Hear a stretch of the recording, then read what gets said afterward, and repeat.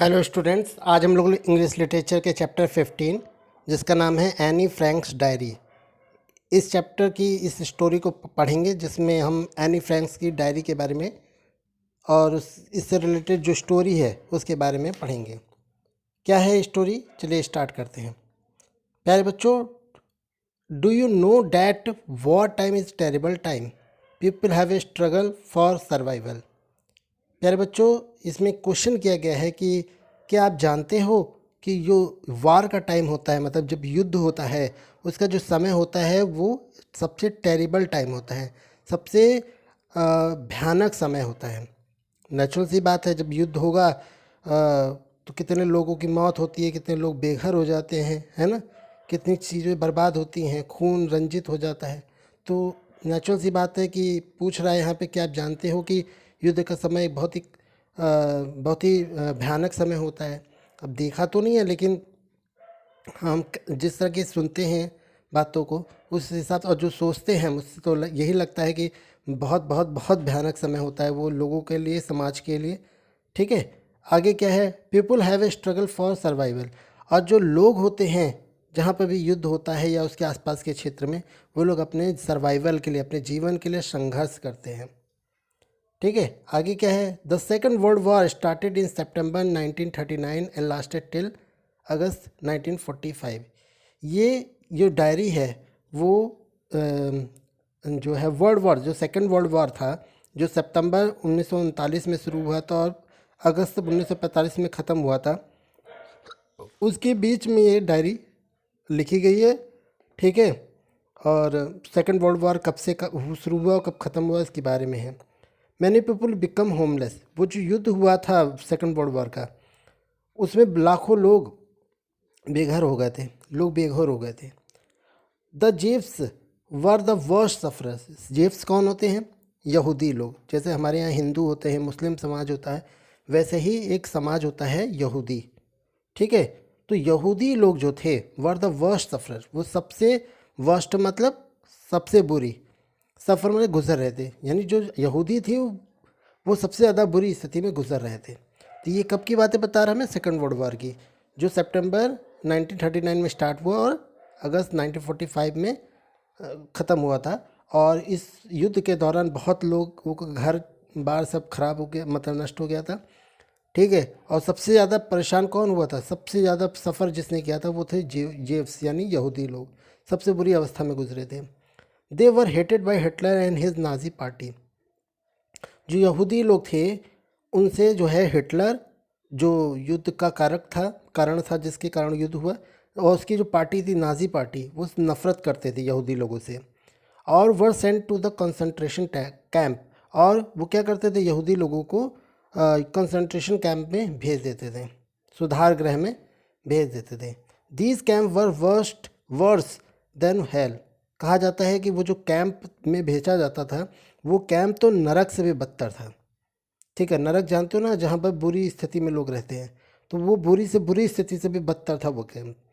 तो people were made to work very hard, वहाँ पे लोगों से बहुत ज़्यादा काम करवाया जाता था, जो कठिन से कठिन काम करवाया जाता था। And were treated like animal, और उनके साथ जानवरों जैसे व्यवहार किया जाता था। दे वर टॉर्चरेड मर्सीलेसली, और वहाँ पर लोगों को निर्दयता से पीटा जाता था, टॉर्चर किया जाता था। प्यारे बच्चों, आगे इस युद्ध के बारे में इतनी सब बातें आप जाने, इसके आगे बताया गया है कि in order to escape from these camps many people went into a hiding. अब इतनी बुरी दशा थी उस कैंप में, तो लोग वहाँ से एस्केप यानी बचने के लिए वहाँ भेजा ना जाए या उनको पकड़े वहाँ ना डाला जाए, इसके लिए वहाँ से बचने के लिए लोग क्या करते थे, these camp many people went into hiding, वहाँ से जाने से बचने के लिए लोग छुप जाते थे। ठीक है, घरों में, मतलब कहीं ना कहीं छुप जाते थे ताकि उनको कोई पकड़ के ले ना जा सके। Anne Frank was a young girl. अब ये जो डायरी जिसने लिखी है उसका नाम एनी फ्रैंक है, वो एक यंग लड़की थी।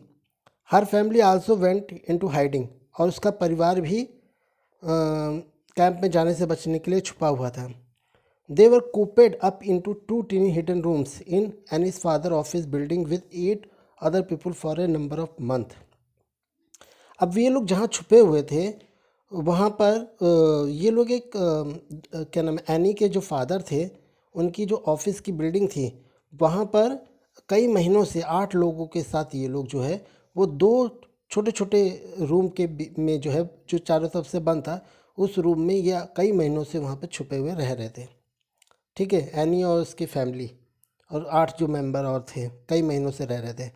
ठीक है, बट दे वर डिस्कवरेड, परंतु एक कई महीनों छुपे होने के बावजूद भी एक दिन उनको खोज लिया जाता है और फिर इनको कंसंट्रेशन कैंप पे डाल देते हैं, कंसंट्रेशन कैंप में। और वहीं पे जो है वो एनी की मौत हो जाती है।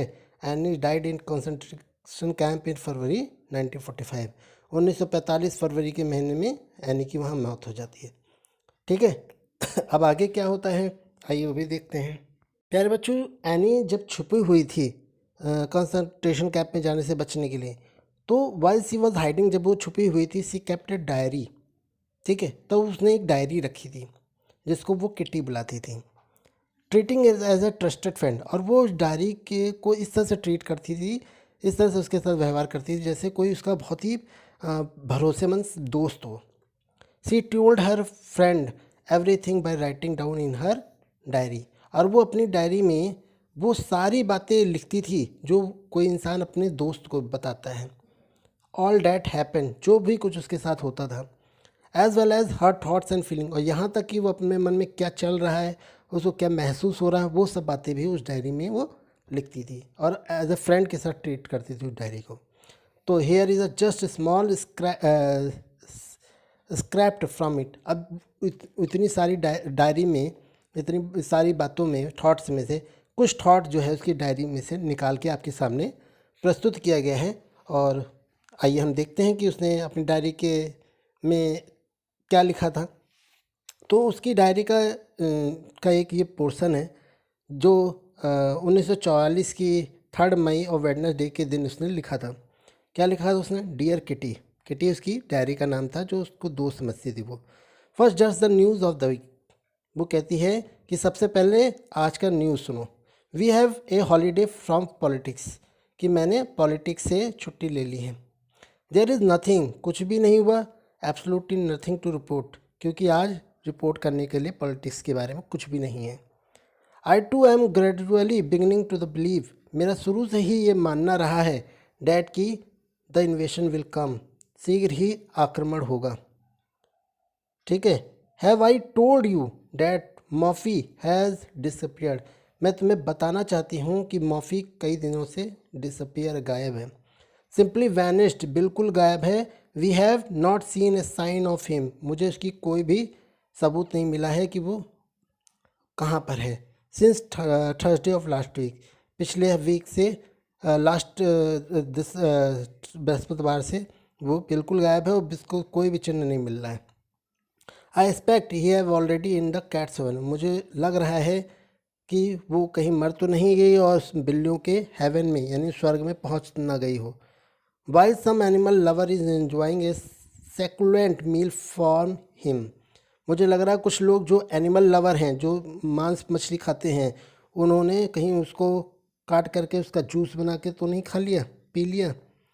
Perhaps some little girl will be given a fur, fur fur cap out of his skin, और मुझे लग रहा है कि उन्होंने खाने के बाद उसकी जो ऊपर चमड़ी का जो फर होता है, पंख होते हैं, बाल होते हैं, उसका क्या नाम है, कहीं कैप तो नहीं बना लिया। ठीक है, अब आगे क्या होता है वो हम लोग नेक्स्ट वीडियो में देखेंगे। मिलते हैं नेक्स्ट वीडियो में, बहुत बहुत धन्यवाद।